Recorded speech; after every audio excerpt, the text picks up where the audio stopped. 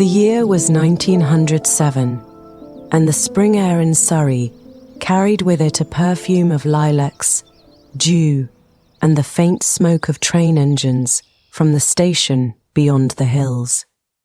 Eleanor Whitcombe pressed the brim of her straw hat down against a playful wind, her gloved hands tightening around the leather-bound notebook she never left behind. The countryside estate where she lived with her widowed father, Colonel Whitcombe, often felt more like a gilded cage than a home, its sprawling gardens and manicured hedges reminding her daily of the life she was expected to lead, quiet, dutiful, and utterly unremarkable. That Eleanor had never been meant for the background. At 20, her mind burned with questions, and her heart with secret longings. She filled her notebooks with sketches of imagined cities, fragments of poetry, and letters she never sent. Her father believed she would marry well, perhaps into one of the families who came calling in the summer season. Eleanor, however, dreamed of something else entirely, a love so vivid it would set her world ablaze. It was during one of her solitary walks near the station road that she first saw him.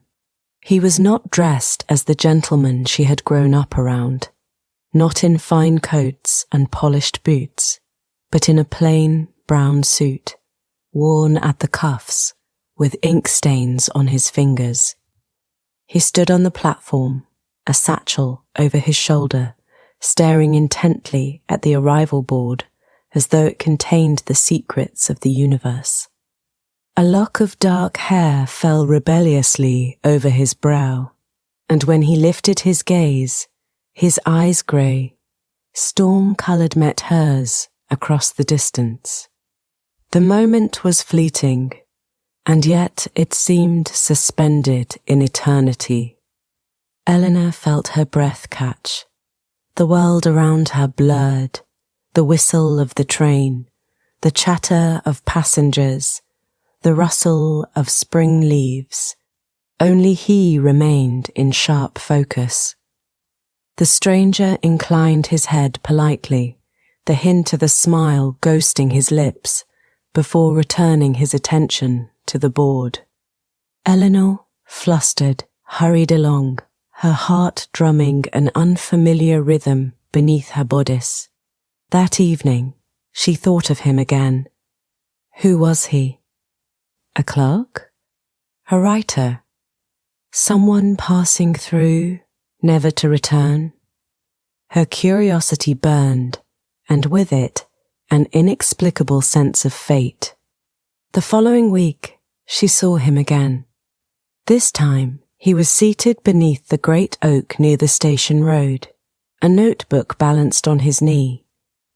He wrote with feverish concentration, lips moving silently as though tasting the words. Eleanor paused at a distance, torn between retreat and approach. But before she could decide, he looked up. "Forgive me," he said, rising to his feet. His voice was warm, carrying an accent, not of the countryside, but of London. "Do you happen to know if the 4:10 a.m. has already passed? I fear I've lost track of the hour." Eleanor's lips curved in a nervous smile. "You've still 20 minutes. It is never on time, in any case." He chuckled, the sound low and disarming. "Then I owe you my thanks." A silence followed, filled only by birdsong and the ticking of Eleanor's restless heart. Finally, he said, "My name is Jonathan Harrow. I'm a journalist, though aspiring novelist sounds more romantic, does it not?" Eleanor's eyes brightened despite herself. "It does. And which are you truly?" "Perhaps both," Jonathan replied with a grin. "And you?" She hesitated, aware of her father's disapproval should he know she conversed so easily with a stranger. Yet something within her spark long waiting for kindling compelled her to answer. Eleanor Whitcombe. The name seemed to linger in the air between them, binding them to a story not yet written. The days that followed were filled with encounters that Eleanor could not have anticipated. She and Jonathan found themselves crossing paths more often than chance should allow. He would be at the oak tree, scribbling in his notebook, or waiting at the platform with an expression that suggested he was half in another world. Eleanor began to linger near the station, always with an excuse prepared, an errand to the post, a delivery for her father, or a sketch she wished to complete near the hills. At tea, they spoke of books, of politics, of the dizzying changes the century had brought already. Jonathan told her about the smoke of London, about rooms filled with words, and restless men who argued about reform, liberty, and the rights of workers. Eleanor, in turn, spoke of the countryside, of art, and of her longing to see beyond the hedges of Whitcombe estate. With each exchange, the invisible thread between them grew stronger, and yet, always, there was caution. Eleanor knew her father's expectations. Colonel Whitcombe was a man forged in the Empire's wars, stern and unyielding, with no patience for what he called idle fancies. He had already spoken of a match between Eleanor and Lord Henry Ashcombe, a baron's son whose wealth and influence would secure the Whitcombe name for another generation. Eleanor had nodded politely during those conversations, hiding the storm that raged inside her. One afternoon, as they walked along a quiet path flanked by blooming hawthorn, Jonathan stopped and looked at her with unusual intensity. "Eleanor," he said softly, "forgive my boldness, but I fear I must ask, why is it that you meet me here, again and again? Do you not risk something?" Her breath caught. "Perhaps I do, but perhaps it is worth the risk."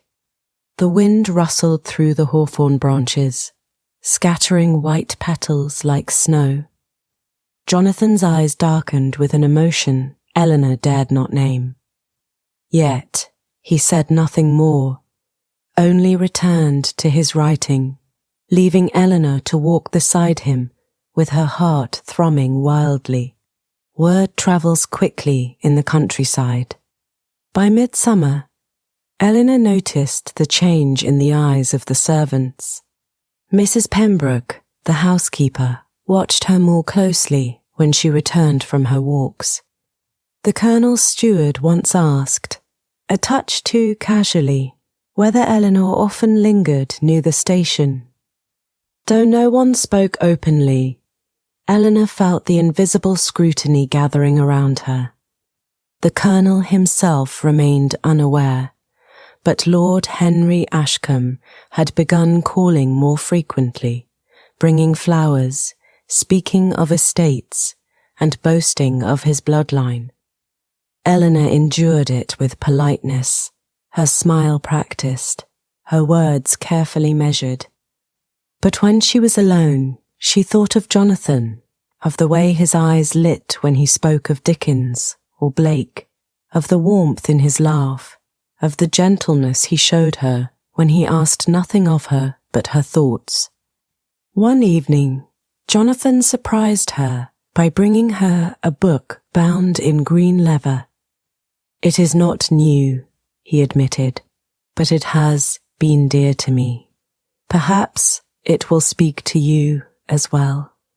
It was a copy of Keats's poems, the margins lined with Jonathan's own notes. Eleanor held it as though it were treasure. Their hands brushed, and for a fleeting moment, the world narrowed to that single touch.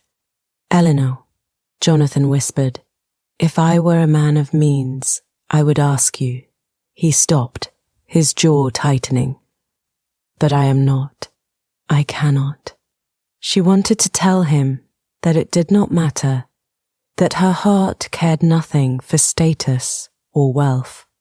But footsteps approached on the path, and the moment was broken. Eleanor slipped the book into her satchel, her face flushed with longing and frustration. The inevitable came sooner than Eleanor expected.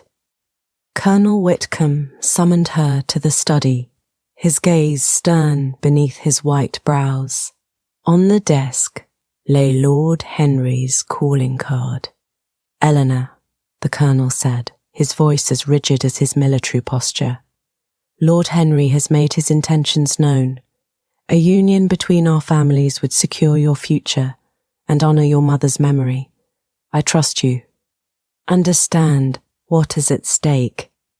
Eleanor clasped her hands tightly.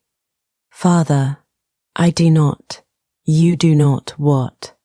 His tone sharpened. "You do not approve? Eleanor, this is not a matter for fanciful dreams. You are my daughter. You will act with the dignity befitting your station." She lowered her gaze, her throat burning with unspoken words. To defy him openly was unthinkable. Yet in her heart, rebellion flared like a torch. That night, Eleanor fled to the oak tree, hoping Jonathan would be there. He was, though his expression was troubled. She told him of her father's demand, of Lord Henry's proposal. Jonathan listened, silent, his hands clenched. "Eleanor," he said finally, his voice hoarse, "if you choose him, I will not fault you. He can give you comfort, security. I have only words." She reached for his hand, her defiance trembling in her fingers. "Your words mean more than his fortune ever could." For the first time, Jonathan drew her into his arms. Beneath the oak tree, with the stars veiled by clouds, Eleanor tasted the future she longed for, a future both beautiful and perilous. Autumn arrived, and with it, pressure mounted. The colonel grew insistent. Lord Henry pressed for an answer. Gossip swirled in the village. Eleanor's secret meetings with Jonathan became increasingly fraught. Stolen moments waited with both joy and fear. One evening, Jonathan confessed the truth. He had been offered a position in London, a chance to write for a paper that would carry his words across England. "It is everything I have worked for," he told her. "That it means leaving Surrey, leaving you." Eleanor's heart fractured. "Then, take me with you." He looked stricken. "You know your father would never allow it. And if I asked it of you, would I not be stealing you from your family, from your home? You would be giving me a life of my choosing," she whispered. But Jonathan shook his head. "I cannot ask it." Their farewell beneath the oak was raw, filled with promises neither fully believed they could keep. Jonathan left for London with the autumn rains, and Eleanor returned to the suffocating halls of Whitcombe Estate. Weeks turned to months. Letters became their lifeline. Jonathan wrote of the city, of his struggles and triumphs in print, of the ache he carried in her absence. Eleanor replied with secrecy, her words cloaked in poetry, her longing pressed into every line. She kept his letters hidden beneath her pillow, reading them by candlelight until the wax melted low. Yet danger lurked. One letter was intercepted by the Colonel, who stormed into her room with fury. "Is this what you have been doing? Writing to some penniless scribbler while your betters wait at the door?" Eleanor stood her ground, her voice steady. "I love him." The Colonel's face hardened. "Then you will forget him, or you will no longer be my daughter." Tears burned Eleanor's eyes, but her resolve only deepened. If Jonathan could fight for his words, she would fight for their love. By 1914, the world had shifted. Rumours of war swept through England. Jonathan returned to Surrey briefly, his face older, his spirit weighed by what loomed. Their reunion was fierce, desperate, for both knew the shadow of conflict might soon tear them apart. "I will enlist," Jonathan told her quietly. "It is the only honourable choice." Eleanor clutched his hand. "And what of us? What of the life we dreamed of?" He kissed her forehead, his voice breaking. "Then hold fast to that dream. It will be my reason to return." The war years blurred with fear and waiting. Letters arrived sporadically, each one cherished like a relic. Then, in 1916, came the notice Eleanor had dreaded. Jonathan Harrow was missing in action. Her world collapsed. And yet, somewhere deep within, she refused to believe he was gone. She continued to write him letters, pouring her love into pages no one might ever read. It was not until the spring of 1919, with the war ended, that Jonathan returned. Wounded, wearied, but alive.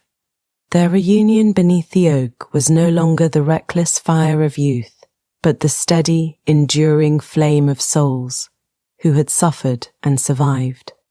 "Eleanor," he whispered, his arms around her at last, "I am home."